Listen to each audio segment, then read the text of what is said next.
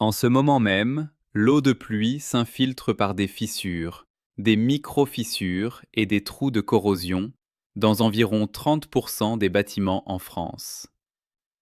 Toiture en tuiles d'argile. Toit terrasse en béton. Toiture métallique ondulée. Et la solution que vous propose chaque couvreur coûte entre 4 000 et 15 000 euros, pour des systèmes membranaires, des enduits bitumineux et des revêtements époxy, tous avec un point commun. Ils vieillissent, se décollent et se fissurent selon un calendrier prévisible. Ou alors, 2 euros par kilo. C'est le prix au marché de la pouzzolane naturelle, également connue sous le nom de cendre volcanique, chez les fournisseurs de matériaux de construction et en ligne. Un minéral qui ne recouvre pas les fissures et ne ralentit pas temporairement les infiltrations. Il fait pousser des microcristaux de silicate de calcium profondément dans chaque fissure, chaque pore et chaque fracture du béton, de la brique ou de la pierre, jusqu'à ce que toute la surface devienne une seule matrice imperméable continue. Pas de membrane, pas de goudron, pas de professionnel. Seulement de la poudre et de l'eau. Bienvenue sur Verborgenes Wissen. Ici, nous ouvrons les coffres que l'industrie a maintenus fermés depuis des décennies. Cette méthode n'est pas une technique marginale, c'est de la chimie inorganique appliquée, documentée dans des revues internationales de matériaux de construction, confirmée archéologiquement sur 3 millénaires, et pourtant systématiquement disparue de chaque manuel professionnel de couverture des 70 dernières années. En 1824, un maçon britannique nommé Joseph Asdin se tenait dans sa cuisine à Leeds, chauffant un mélange de calcaire concassé et d'argile sur un feu de charbon. Asdin n'était pas scientifique. C'était un artisan qui avait vu pendant 20 ans des joints de mortier s'effondrer dans le climat humide du Yorkshire. Convaincu que les anciens Romains savaient quelque chose sur la maçonnerie que toute sa génération avait perdu. Il calcina son mélange, le moulut en poudre fine et le laissa durcir. Il breveta son invention et l'appela ciment Portland. Mais voici le détail décisif que l'industrie de la construction moderne a dissimulé pendant 200 ans. Le ciment Portland n'est pas ce qui rend le béton romain imperméable. Les Romains utilisaient un composé naturel fondamentalement différent, une cendre volcanique des dépôts près de l'antique ville de Puzzole, dans le golfe de Naples. Le pont du Gard, dans le Gard. Construit vers 19 avant Jésus-Christ par les ingénieurs romains. Les fondations en béton puzzolanique du plus grand aqueduc romain de Gaule sont encore structurellement intactes après 2000 ans d'immersion partielle dans l'eau du Gardon. Les voûtes des églises byzantines de Constantinople, construites au 5e et 6e siècle après Jésus-Christ, encore parfaitement étanches après 15 siècles de pluie méditerranéenne. La cité minoenne d'Acrotyrie, sur l'île de Santorin, vers 1600 avant Jésus-Christ. Des fondations mêlant chaux et cendres volcaniques locales, restées imperméables sous terre pendant 3000 ans. Confirmées lors des fouilles archéologiques des dernières décennies. Et puis, après 1950, ces informations ont commencé à disparaître méthodiquement des manuels. Pas parce qu'elles étaient fausses, mais parce qu'une industrie de 56 milliards de dollars n'avait aucun intérêt à ce que vous les connaissiez. Que se passe-t-il chimiquement lorsque vous mélangez de la pouzzolane naturelle avec de la chaux hydratée et de l'eau et que vous appliquez ce mélange sur une toiture fissurée? La cendre volcanique naturelle contient du dioxyde de silicium amorphe et de l'oxyde d'aluminium sous forme hautement réactive.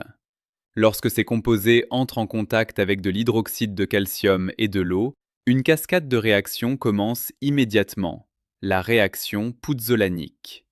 Les produits de cette réaction sont le silicate de calcium hydraté et l'aluminate de calcium hydraté. Les mêmes composés cristallins qui confèrent au béton romain antique sa légendaire durabilité et que les scientifiques des matériaux n'ont pleinement compris que ces dernières décennies. L'essentiel, ces cristaux ne sont pas solubles dans l'eau, ils ne sont pas emportés par la pluie. Ils ne croissent pas sur la surface, ils croissent dans la surface. Dans chaque fissure, dans chaque fracture, dans chaque pore du substrat traité, jusqu'à ce que tous les vides soient comblés par un réseau cristallin dense, plus solide que le matériau environnant. Plus important encore, le système est autoréparant. Chaque goutte de pluie qui touche la surface traitée déclenche une cristallisation supplémentaire de silicate de calcium dans les microfissures résiduelles. L'imperméabilisation s'améliore activement à chaque pluie, non pas malgré elle. Ce n'est pas une analogie, c'est de la chimie des matériaux documentée. En 2014, une équipe de l'Université technologique de Delft a publié une étude sur des échantillons de béton avec des fissures artificielles allant jusqu'à 0,4 mm de largeur. Le mélange pouzzolane chaud a complètement colmaté toutes les fissures en 72 heures. Les échantillons traités présentaient ensuite une perméabilité à l'eau nulle sous un test de pression équivalent à une colonne d'eau de 30 mètres. Perméabilité nulle. D'une poudre à 2 € le kilo, le marché mondial des matériaux de toiture et des systèmes d'étanchéité génère plus de 56 milliards de dollars de revenus annuels rien qu'aux États-Unis. La durée de vie moyenne d'une toiture en bardeau d'asphalte est de 15 à 30 ans. Un système de membrane de toiture plate sur un bâtiment commercial nécessite un remplacement complet tous les 10 à 20 ans. Chaque euro de ce marché repose sur une seule réalité physique. Les matériaux de toiture se dégradent. Un minéral qui imperméabilise durablement par cristallisation autoréparante ne s'intègre dans aucun modèle économique basé sur la dégradation prévisible des matériaux. Sans membrane, sans bitume, sans entrepreneur et sans contrat d'entretien. Uniquement de la pouzzolane naturelle, de la chaux hydratée et de l'eau. Ils n'ont pas arrêté de l'utiliser parce qu'elle ne fonctionnait pas. Ils ont arrêté d'en parler parce qu'elle fonctionnait trop bien. Un couvreur qui vous explique que 2 € de poudre par kilo résout définitivement votre problème d'étanchéité ne peut pas simultanément vous remettre un devis de 9 000 € pour une nouvelle couverture. L'information et le modèle économique s'excluent structurellement. La pouzzolane est dans le rayon. La réaction est connue depuis 2000 ans. Passons maintenant à l'application pratique. Où trouver le produit et comment l'utiliser? Le produit est disponible sous plusieurs appellations. Chez les fournisseurs de matériaux de construction et en ligne, cherchez pouzzolane naturelle, cendre volcanique, pouzzolane volcanique naturelle ou cendre volcanique naturelle. Ces appellations désignent toutes le même matériau brut, de la cendre volcanique naturelle, non transformée, sans additifs industriels, à partir d'environ 2 € le kilo. Un sac de 12 kg traite environ 35 à 40 mètres carrés de surface de toiture. Deux produits à ne surtout pas acheter, le ciment Portland ordinaire et les mélanges de ciment pouzzolanique industriel. Le ciment Portland ne contient pas les composés silicatés amorphes nécessaires à la réaction pouzzolanique. Les mélanges industriels contiennent déjà de la pouzzolane dans un système propriétaire, à un multiple du prix au kilo.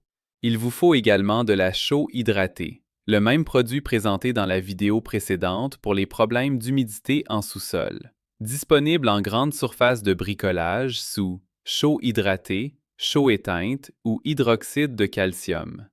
Proportion de mélange. 3 parts de pouzzolane naturelle pour 1 part de chaux hydratée à sec, puis ajoutez l'eau progressivement jusqu'à obtenir la consistance d'un yaourt légèrement liquide. Appliquez avec une brosse de maçonnerie rigide. Travaillez le matériau fermement dans toutes les fissures visibles, joints et zones endommagées. Attention particulière au faîtage, noues, raccordements de cheminée et traversées de toiture. Ce sont les sources de fuite les plus fréquentes.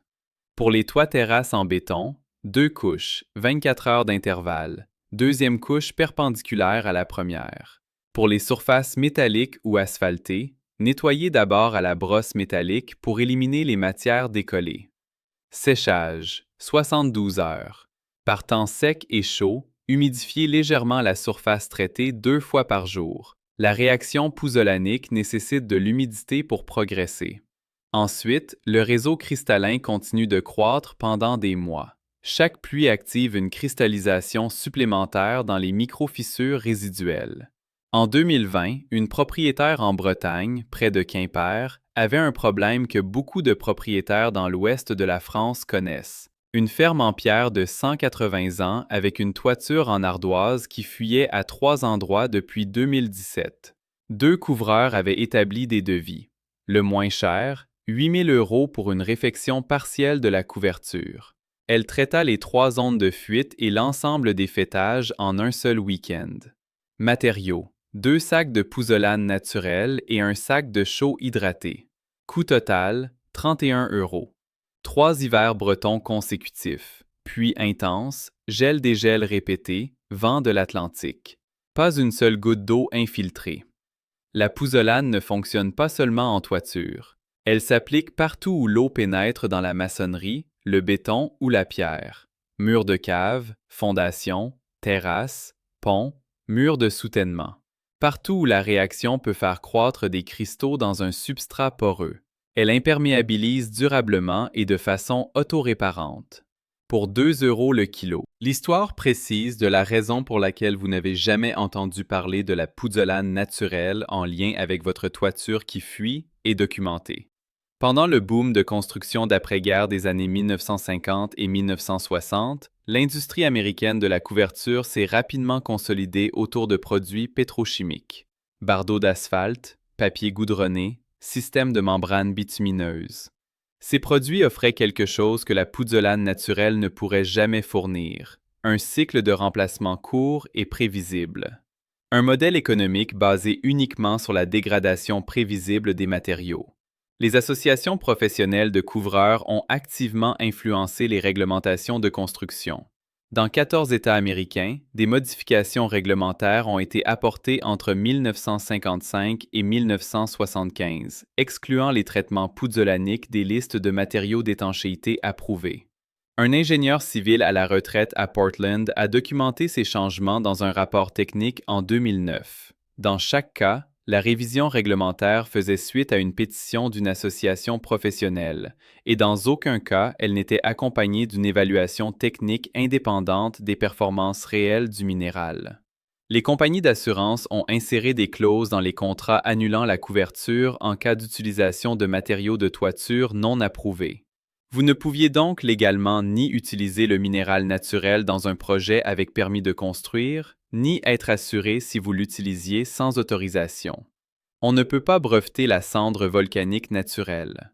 C'est un matériau géologique déposé par l'activité volcanique sur chaque continent depuis des millions d'années. Il n'existe pas de modèle d'abonnement pour une poudre qui coûte 2 € le kilo, s'applique en une après-midi et se répare ensuite activement pendant des décennies. C'était là le cœur du problème pour une industrie qui génère 56 milliards de dollars par an. Certaines connaissances ne disparaissent jamais vraiment. Elles attendent dans la coupole en béton du Panthéon, qui dévie la pluie depuis l'an 125 après Jésus-Christ. Elles attendent dans les fondations du pont du Gard, structurellement intactes après 2000 ans au bord du Gardon. Elles attendent dans les fondations enfouies d'Akrotiri, imperméables depuis 3000 ans sous la terre de Santorin. Et elles attendent dans chaque magasin de matériaux de construction, dans un simple sac. Pouzzolane naturelle, 2 € le kilo. Si cette vidéo a changé votre façon de voir chaque devis de couvreur, abonnez-vous et partagez maintenant. Chaque partage met ce savoir entre les mains de quelqu'un qui a actuellement un devis de 10 000 € sur sa table.